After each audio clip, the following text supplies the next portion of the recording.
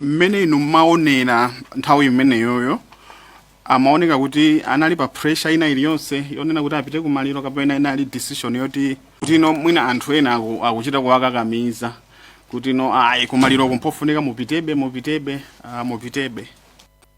Amene nafotokozera kuti panali anthu ena anzawo ena amene amaona ngati chinali chofunikira kuti iwo akhalepo kumaliroko.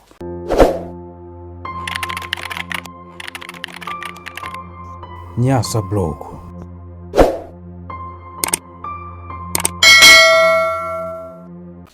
I, Mary Nkamanyachi Chilima, do solemnly swear by the Almighty God that the evidence I shall give shall be the truth, the whole truth, and nothing but the truth. So help me God.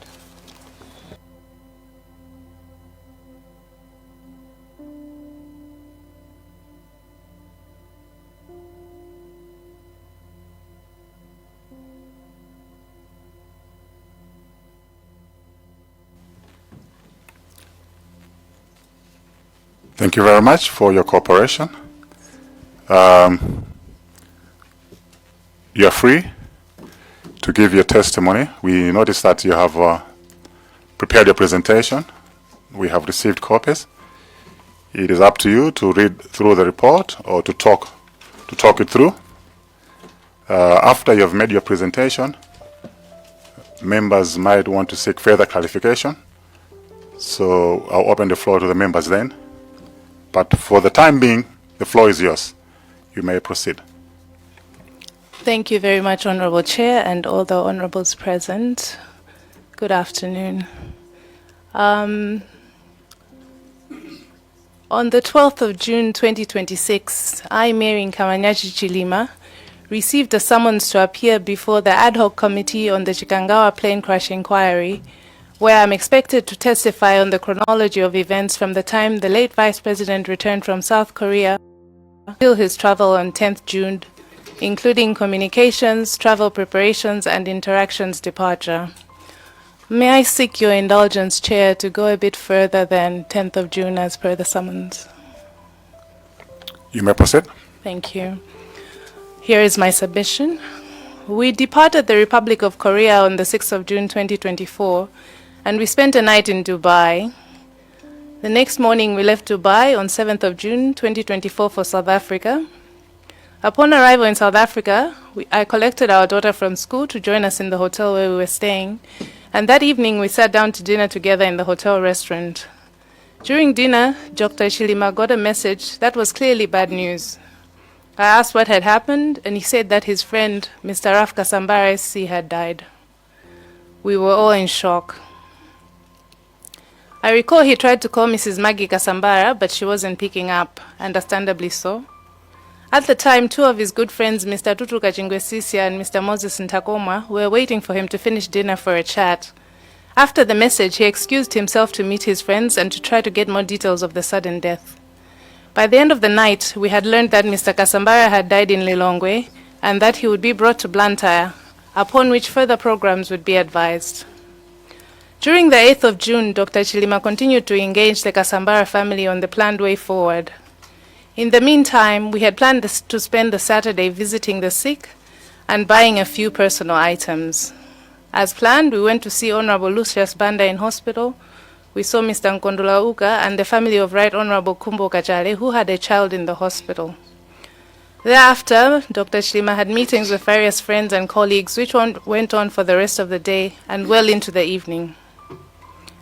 During this time, he informed me that there were discussions on where the late Mr. Kasambara would be buried, noting that he might either be buried in Blantyre or in Katabe.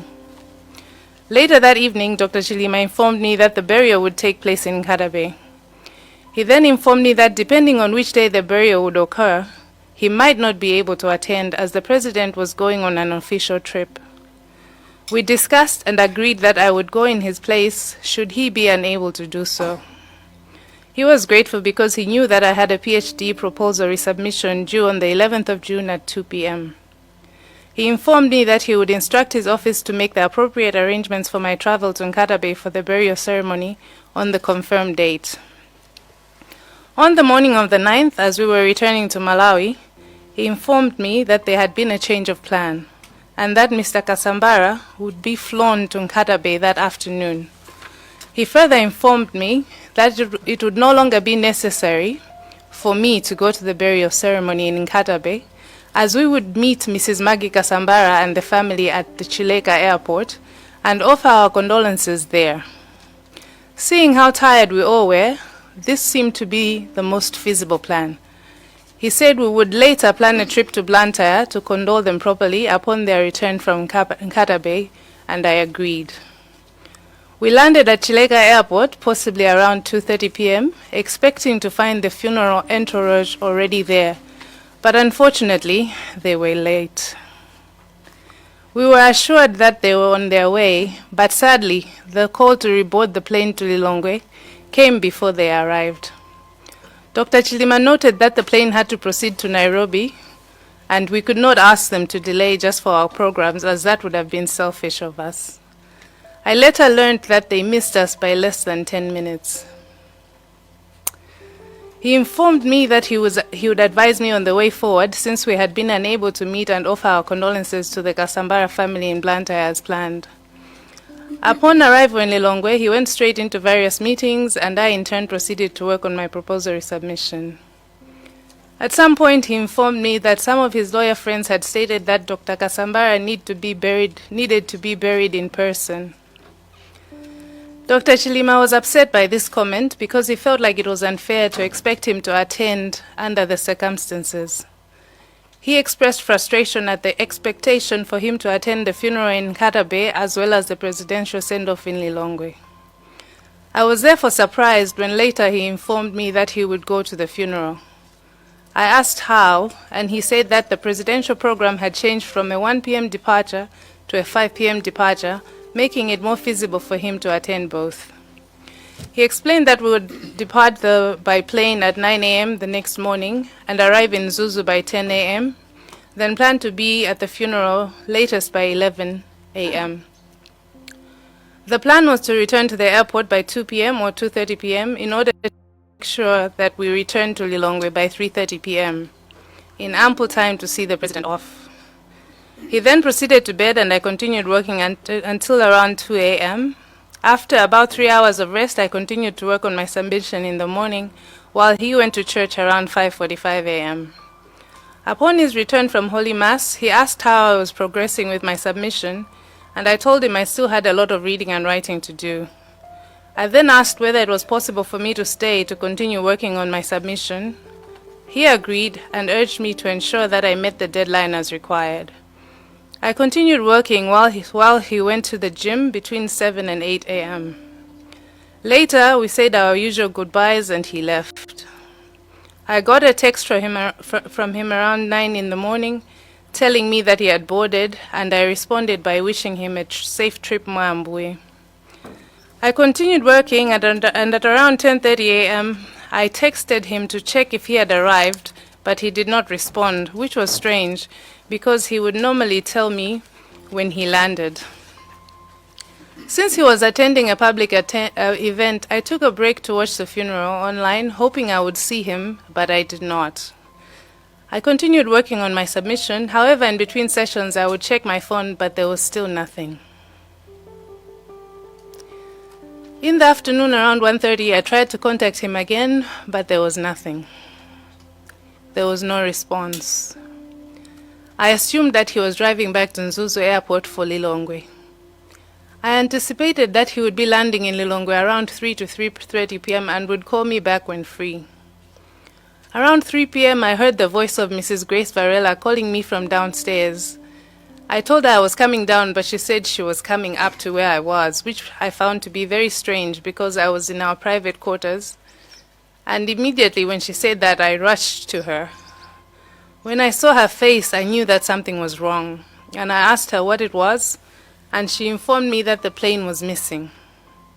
The news didn't register, and I immediately started calling Saulos. I tried him a few times, but the phone still remained off.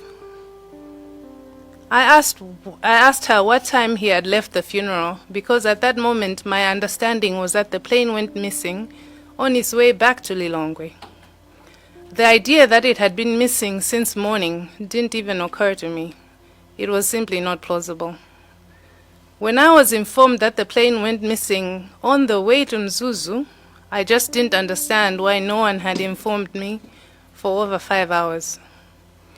I called my aunt, Miss Rose Gamoto. I called my mother, I called my sister-in-law Maria, I called my children and informed them that the plane carrying their dad was missing. My aunt rushed over, and upon her arrival, she called Father Chatsira in Nguludi and arranged for a virtual Holy Mass immediately. We had the virtual Mass with the hope that they had had an emergency landing somewhere out of reach. I later got a visit from Dr. Laki Sigwese, who came to tell me that the plane had crashed. I remember he used the word crashed. This was when reality began to sink in. At the time I was working on faith that Dr. Chilima had had an emergency landing somewhere. I still kept trying to call him. When I found out that Madame Chanel was also in the plane, I also tried to call her, but to no avail. I wanted to leave Lilongwe immediately to go and find him, but I was told no one had a destination for me to go to yet. No one knew where the plane had crashed. Everyone discouraged me from going, saying they would find him soon and I could go to him as soon as they found him. I also got a visit from the Inspector General of Police and Honorable Kumbize Chiponda. I don't really recall what they said, but I remember scolding the IG for the delay in searching because it was late evening when they came. I kept asking why it took them so long to start searching. At that time, she could not give a satisfactory answer. Little did I know it would take 23 hours before they found them. That evening, we kept praying, crying, praying. Dr. Chilima has a personal pew in our home, and Aunt Rose and I took turns praying on it all night. It was the longest night of my life. Morning came with no news, just family members pouring in with grief all over their faces.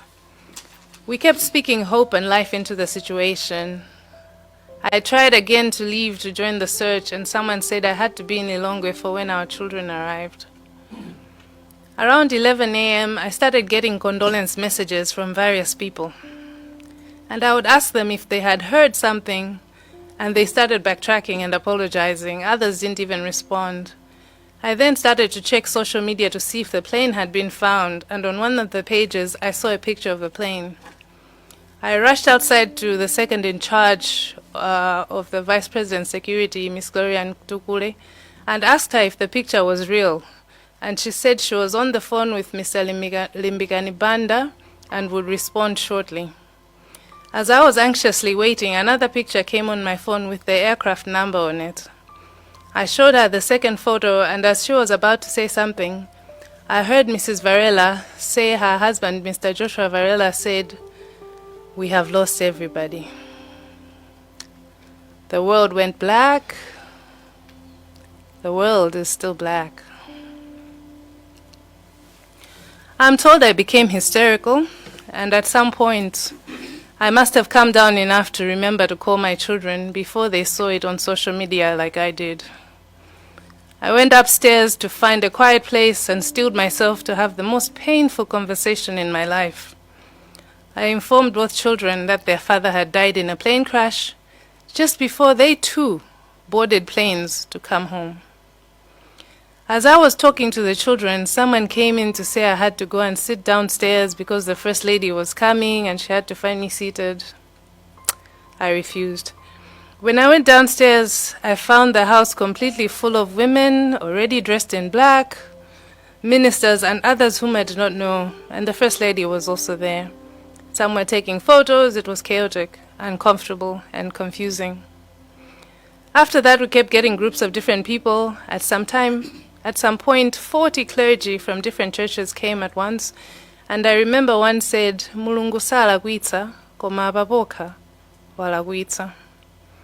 We kept getting people coming to the private residence until someone made a decision to have everyone congregate at the Area 12 residence to give us a little room to grieve. I was very anxious about my children who were both flying that day. But I still wanted to go to Chikangawa. But I was told that the bodies would be flown to Kia.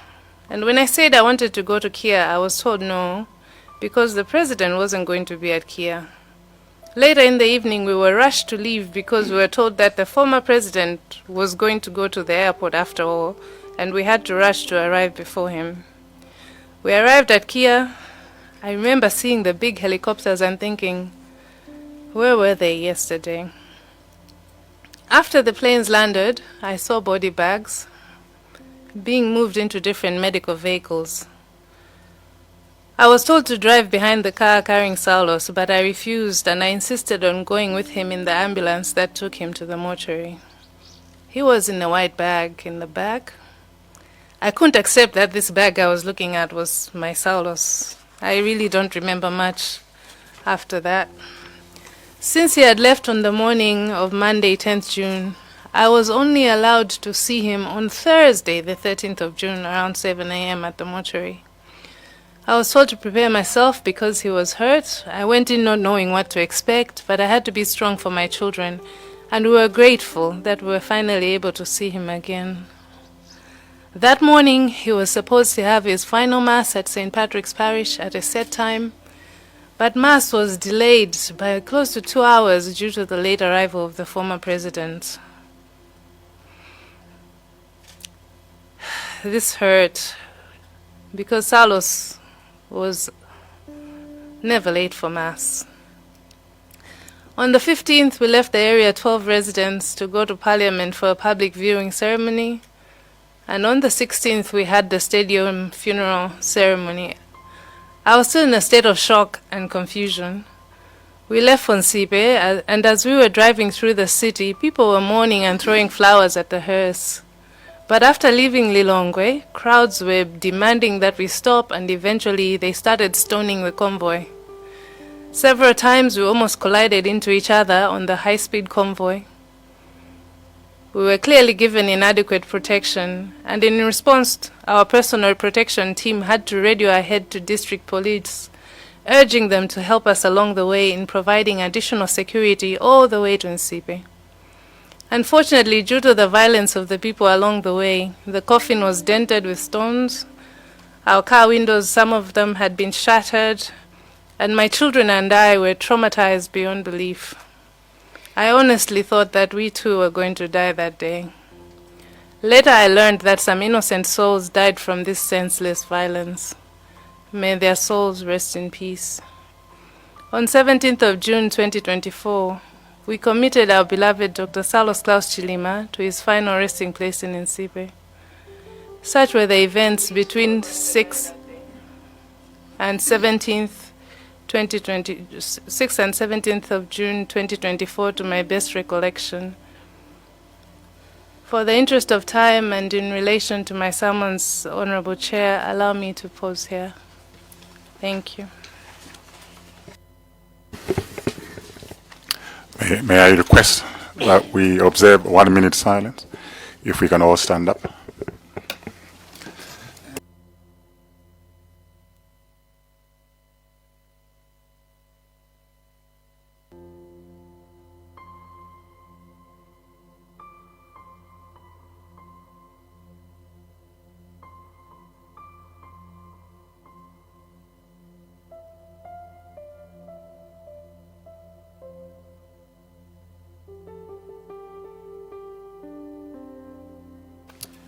May the soul of Dr. Saulos Klaus Chilima rest in eternal peace. You may get seated.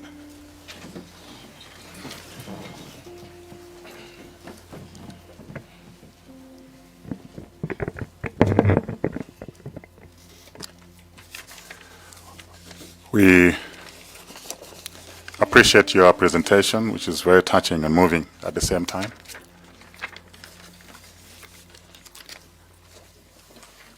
It's not the best of circumstances, but unfortunately we have to revisit the past. So if you may allow us to take you backwards, members may want to ask questions, seek further clarifications. Maybe there are issues that you haven't spoken about here, and members will want to know some of the detail as well. So I will open the floor to members, starting with Mwanza Central. Thank you very much, Chair. Once again, my condolences, Madam Mary, for the loss of your beloved husband. I just want to confirm a few things with you. In your statement, you have said that at 3 p.m. you heard a voice of Mrs. Grace Varela downstairs, and at that time you had not been informed about the missing plane. So I just want you to confirm if that is correct. That is correct. Thank you.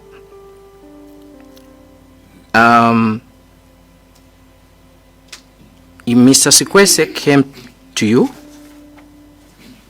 and informed you that the plane had crashed, and that was on the 10th, correct? That is correct. I just also want to confirm that you scored the IG for the delayed search. Is that correct? Yes. Thank you. In your statement, you have indicated that the president, the former president, came to the mass 2 hours late. Is that correct? Let me clarify. We were waiting for him at the mortuary, and we left the mortuary on a convoy with him to go to the church. So we were waiting to leave for church. So the delay happened as we were waiting outside in the cold at the mortuary. Thank you. Thank you very much.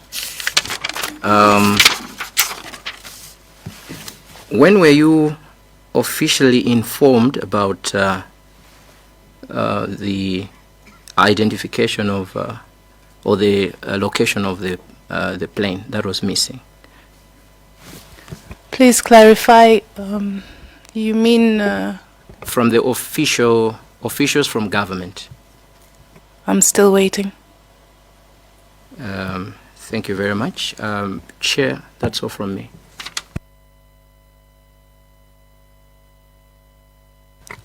Kadabe North, then we go to Dowa Kasangazi and then Lilonge Mudi. No, thank you, Chair, for giving people in Kadabe North to ask a question. First of all, I'll send my condolences to Madam Chilima for the loss of our Vice President. Basically, I'll go through the same of my colleague who asked, but I'll need an answer from there. That on page 3, you have said, or you have expressed that I later got a visit from Dr. Lake Sikwese, who came to tell you that the plane had crashed. Can you remember it was at what time? I think it was around 4, if I'm not mistaken. PM? I can't, yeah, 4 p.m. Yeah, I can't recall the exact time. But at least 4 p.m. Yeah, it's somewhere there. definitely after 3, but closer to 4. Second question is again the down paragraph. You say that I also got a visit from the Inspector General of Police and the Honorable Kombize Chiponda. I don't recall what they said, but I remember scolding the IG for the delay in the searching. I kept asking why it took them so long to start the searching at the time. Up to now, did they give you any reason why did they delay for the search? I haven't met them since that day, so no. Aside from the reports that are public, no. Thank you, Chair. Dowa Kasangazi. Zikomo kwambiri Chair.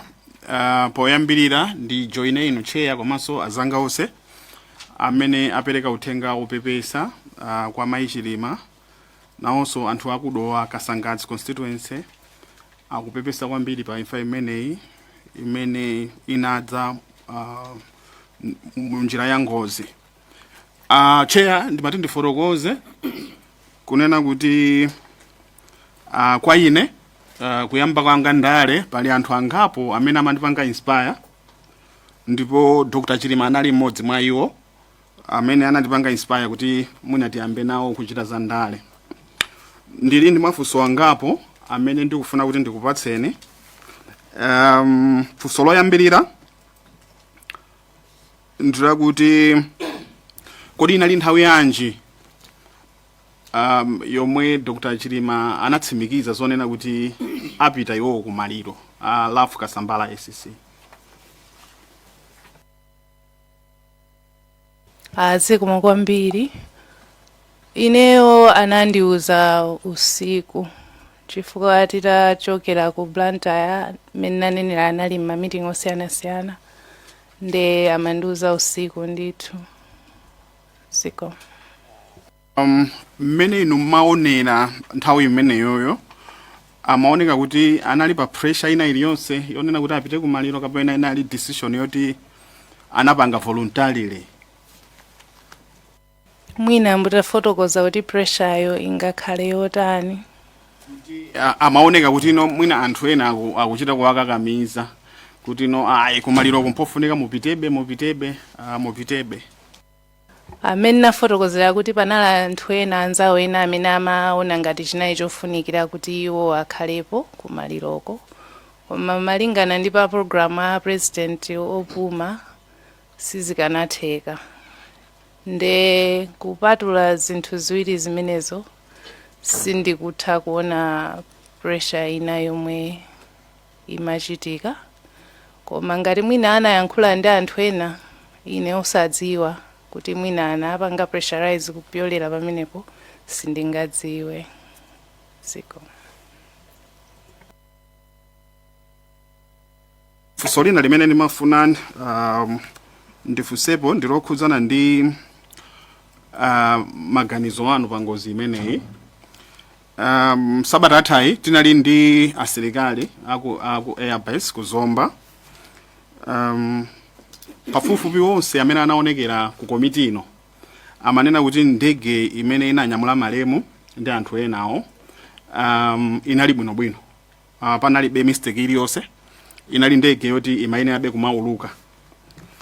Ndiye paliso report la BFU limene linawunika ndege ija itagwa kale, amanena kuti panalibe 49 iliyonse mmene anawunikira iwo.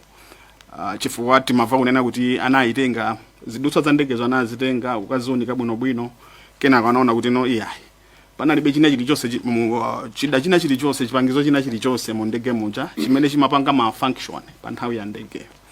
Koma a BFU akupitirira kunena kuti munkuunika kwawo anaona kuti weather sinali bwino kuchikangawa, ndiye kwa iwowo anatibweretsera zithunzi mu report lawo. Tikawerenga pa page 59 ya BFU report, final report, anayikapo zithunzi za ku satellite zosonyeza mitambo mmene inalili kunthungwa nthawi imeneyo. Ndeni mwangofuna kuti ndikufunseni kuti inuyo ngati mkazi wa malemu komanso kubanjako, conclusion imene anafika nayo BFU yonena kuti weather ndi imene inapanga contribute kwambiri ku ngozi imeneyi, inu maitenga motani, mayiona motani? Zikomo kwambiri honorable. Conclusion yo imandikayikitsa pa zifukwa zosiyanasiyana zingapo.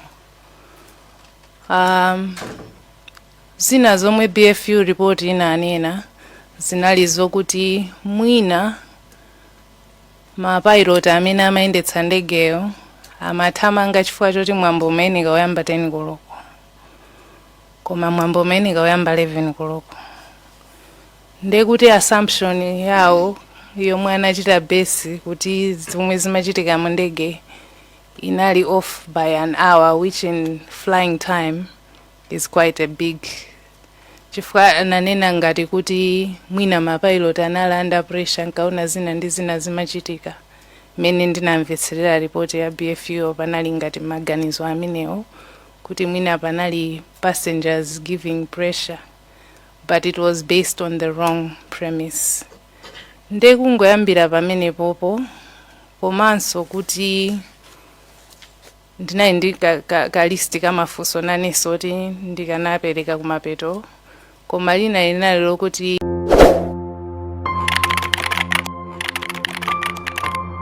Nyasa Blog.